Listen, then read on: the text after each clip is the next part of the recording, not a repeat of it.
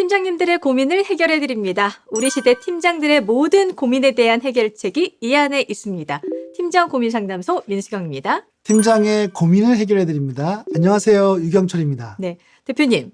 요즘 젊은 애들이라고 표현할 만큼 조직 내에서 MZ 세대와의 관계에서 어려움을 호소하는 분들이 꽤 많이 있잖아요. 라떼는 말이야, 이 말이 튀어나올 것 같은데 꾹꾹 참으면서 노력들 많이 하시는데 이제 조직에서 새롭게 합류하는 Z세대 어떻게 소통하면 좋을까요?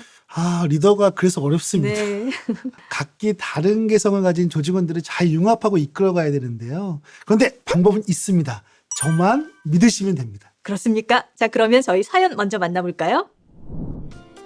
저기 임 매니저님, 이번에 들어온 신입사원 문신한 거 봤어요? 겨울에 입사해서 몰랐는데 반팔 입어서 보니까 팔에 문신이 있던데 이거 좀 그런 거 아니에요? 에이, 팀장님. 요즘 젊은 친구들 문신 많이 해요. 저도 좀 어색하긴 하지만 개인의 취향이라 지적하기도 어렵습니다. 아마 문신 지우라고 하면 사생활 침해라고 반발할걸요? 지난번에도 비슷한 일이 있었거든요. 정말 세상이 달라져도 너무 달라졌어. 나 때는 말이야, 응? 문신은 어깨 형님들이 하는 거였는데 말이지. 이 팀장의 회사는 IT 회사라 유독 젊은 신세대들이 많습니다. 요즘 말로 Z세대라고 하는데 일을 하는 방식이나 대화할 때 이해되지 않는 것이 많아요. 앞으로 신입사원은 계속 들어올 것이고 언젠가 그들이 회사의 주역이 될 텐데 걱정입니다. 내가 시대에 뒤떨어지는 꼰대가 되고 있는 건 아닐까. 신세대 직원들 칼출근, 칼퇴근하는 것도 불편하고 어떤 직원은 몸에 문신을 너무 많이 해서 여름철에는 보기가 힘든데 어떻게 이해해야 할지 고민입니다. 내적 갈등이 정말 크실 것 같습니다. 가뜩이나 IT 회사라서 젊은 사원들이 더 많을 것 같은데 받아들이라고 말해주고 싶지만 이게 또 말처럼 쉽지 않을 것 같아요. 대표님, 방법 좀 알려주시죠.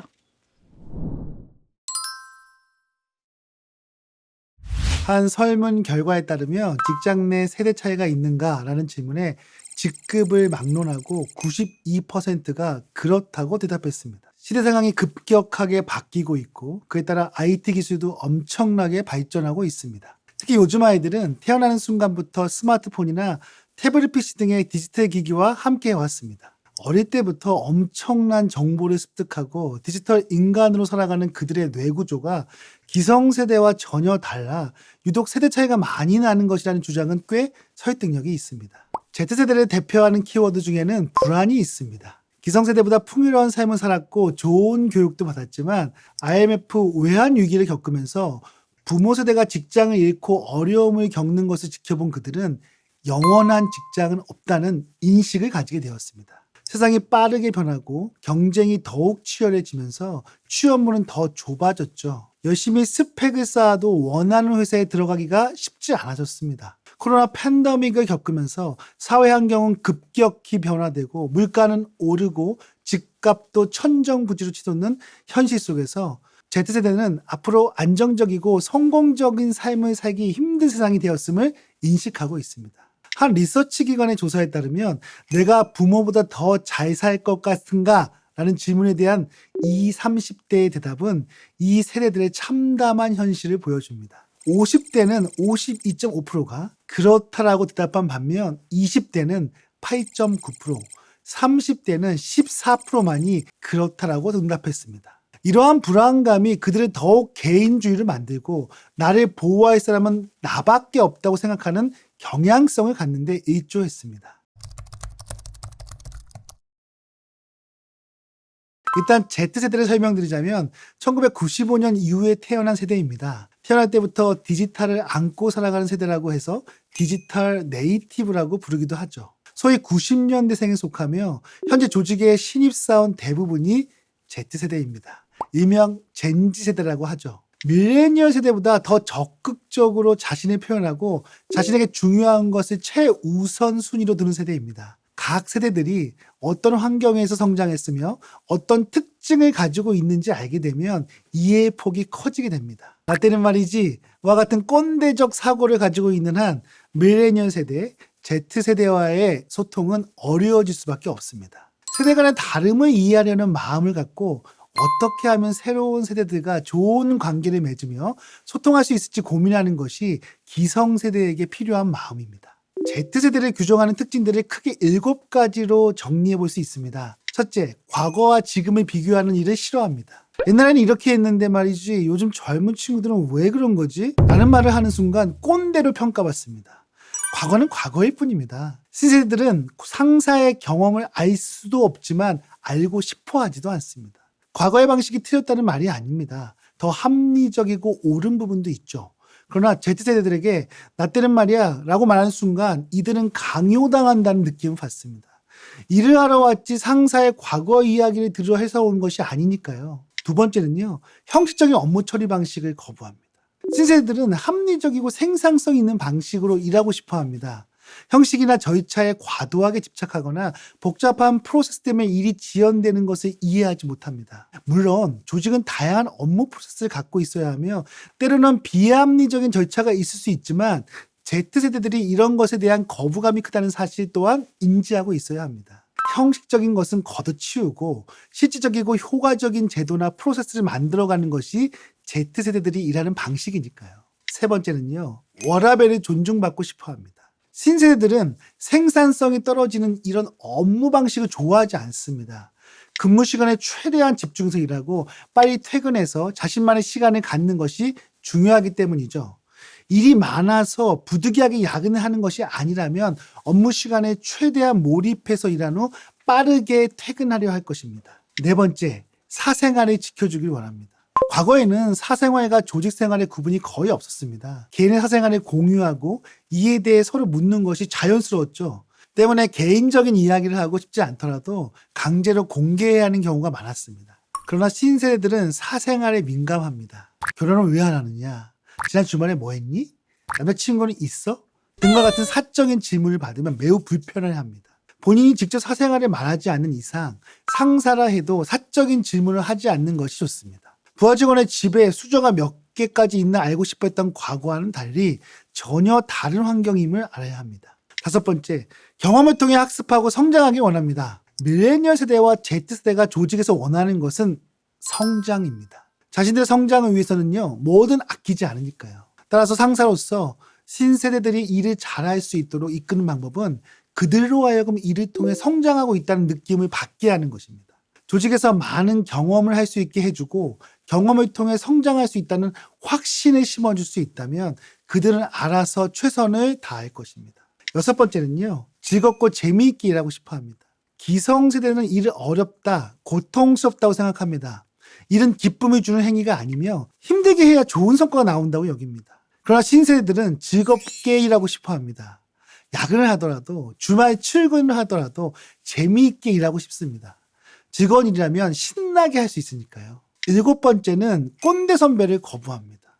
꼰대는 자신의 경험이나 생각이 무조건 옳다는 사고방식을 가진 어른이나 선생님을 비하하는 말로 학생들 사이에 주로 유행하는 은어입니다. 조직에서는 자신의 생각만을 강요하는 윗사람의 태도를 보고 보통 꼰대질을 한다고 표현합니다. 물론 나이가 많은 사람들은 모두 꼰대로 일반화해서는 안 됩니다. 젊은 꼰대들도 많으니까요. 일명 젊꼰. 통계적으로 20% 정도가 젊은 꼰대라고 합니다. 꼰대가 자신의 생각이 모두 옳다고 강요하는 데서 고통이 시작됩니다. 자신의 과거 성공 경험이 지금까지 모두 옳을 것이라고 생각하는 선배를 새로운 세상 살고 있는 밀레니얼 세대와 Z세대는 전혀 이해하지 못합니다. 시대도 사고도 행동 방식도 달라졌으니까요. 요즘 유행하고 있는 젊은 꼰대는 다짜고짜 타인의 태도와 말투를 지적하거나 지나치게 독불장군인 사람, 지위, 인맥, 학벌, 재산 등을 자랑하며 그렇지 못한 사람들에게 충고와 지적을 하는 사람, 사생활을 캐묻고 마음대로 조언하는 사람, 짧은 조직 경험을 가지고 사회생활을 모두 아는 것처럼 구는 사람입니다. 이들은 기성세대들의 행동을 그대로 배워 자신이 당한 것을 후배들에게 그대로 되갚아주려는 심리를 가지고 있습니다. 사례처럼 새로 팀장이 된 리더들은 신세대들에게 어떻게 리더십을 발휘해야 할지 부단히 고민해야 합니다. 무엇보다도 그들이 대체적으로 위와 같은 경향성을 가지고 있음을 인식하고 있어야 합니다. 구세대와 신세대의 조화를 이뤄낼 방법을 고민하면서 얻어낼 수 있는 것과 포기할 것을 정확히 판단할 수 있는 상사가 되어야 합니다. 과거에는 밥 잘 사주고 인간적으로 대해준 상사를 좋아했지만 지금은 까칠하게 대하더라도 일을 잘 알려주고 내가 성장할 수 있도록 도와주는 선배들을 더 좋아합니다. 막연하게 잘해주고 인간적으로 가까이 가면 되겠지 같은 생각은 더 이상 통하지 않죠. 그렇다면 어떻게 Z세대가 가까워지면서 업무적으로 성과를 내는 관계를 맺을 수 있을까요? 첫 번째, Z세대들의 언어에 익숙해져야 합니다. 흔히 신조어라고 하는 신세대들이 주로 쓰는 언어들이 있습니다. 온라인상에서 주로 사용하지만 오프라인에서도 흔히 사용하는 신조어에 친숙해지는 것이 중요합니다. 리더들을 대상으로 하는 강의에서 신조어 퀴즈를 내면 2개 이상 맞춘 사람이 별로 없습니다. 그만큼 상사들이 신조어에 둔감하다는 의미입니다. 사실 신조어를 몰라도 업무에 문제가 되지는 않습니다. 조직에서는 리더의 영향력이 더 크니까요. 그러나 신세대와 친밀해지고 싶다면 상대방이 쓰는 언어에도 관심을 갖는 것이 좋습니다. 두 번째, 긍정적인 소통을 해야 합니다. Z세대는 칭찬에 매우 익숙하고 칭찬을 들었을 때 더 일을 잘할 수 있습니다. 그러니 타인과 비교하면서 일을 잘하라고 피드백을 주기보다는 상황을 있는 그대로 받아들이고 충분히 공감하면서 해결책을 협의하는 것이 좋습니다. 올바른 대화는 긍정적인 접근에서 시작되니까요. 이것을 yes 커뮤니케이션이라고 합니다. 물론 잘못했을 때는 지책이 필요합니다. 하지만 지책을 할 때도 사실 중심으로 명확하게 하고 이번 잘못이 성장에 도움이 될 수 있도록 긍정적인 피드백을 해주는 것이 좋습니다. 인간은 감정의 동물이기 때문에 지책을 듣고 화가 나면 감정이 상하게 되고 오히려 지적한 상대를 비난할 수 있습니다. 그러니 지책을 할 때는 감정을 조절하고 다양한 커뮤니케이션 스킬들을 활용할 수 있어야 됩니다. 세 번째는 수평적인 소통을 합니다. Z세대들은 수직적인 조직 문화에서 발언을 자유롭게 하지 못하는 것을 가장 불편해합니다. 따라서 어떤 상황에서도 자신의 생각을 자유롭게 말할 수 있는 기회를 제공하고 조직 문화를 수평적으로 만드는 것이 중요합니다. 최근 스타트업이 인기를 얻는 이유는 이들의 기업 문화가 수평적이기 때문입니다.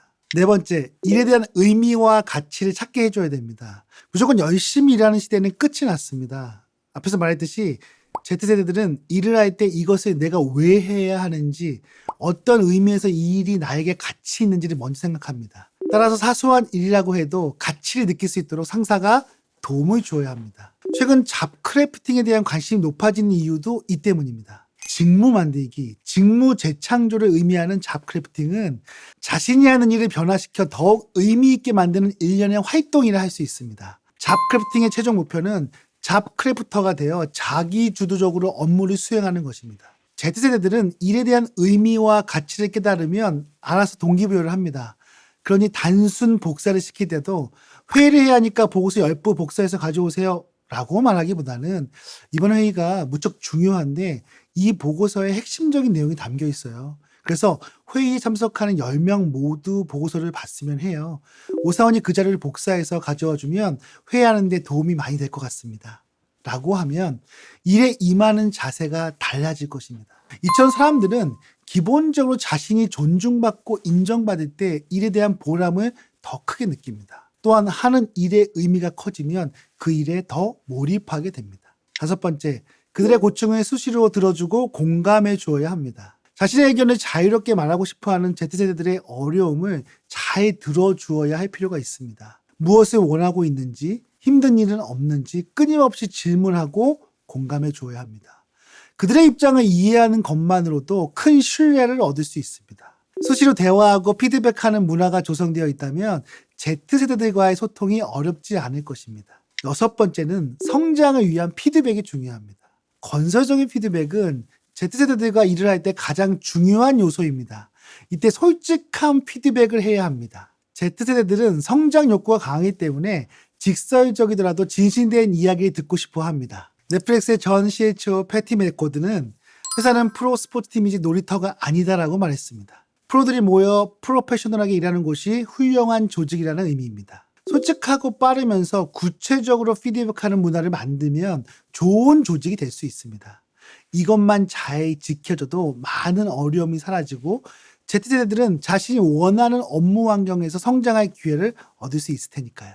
세대 공감을 제대로 하는 것은 좋은 소통을 할 뿐만 아니라 성과를 올리는 가장 확실한 방법입니다. 서로를 존중하고 배려할 때 관계는 좋아지고 원하는 일을 제대로 해낼 수 있기 때문입니다. 격변하는 시대에 세대 차이를 논하는 것은 어쩌면 의미 없는 논쟁일 수도 있을 것 같습니다. 일하면서 소통할 때 서로의 다름을 인정하고 존중하고 배려하면 많은 문제가 해결됩니다. 다름을 이해하는 것도 좋지만 그 자체로 인정해주면 어떨까요? 상대방의 입장에서 상황을 공감하며 그대로 수용할 때 의외의 답이 보입니다. 서로를 긍정적으로 바라보고 시너지를 낼 수 있는 방법을 찾으려고 할 때 우리가 원하는 소통은 잘 될 것이라고 믿습니다.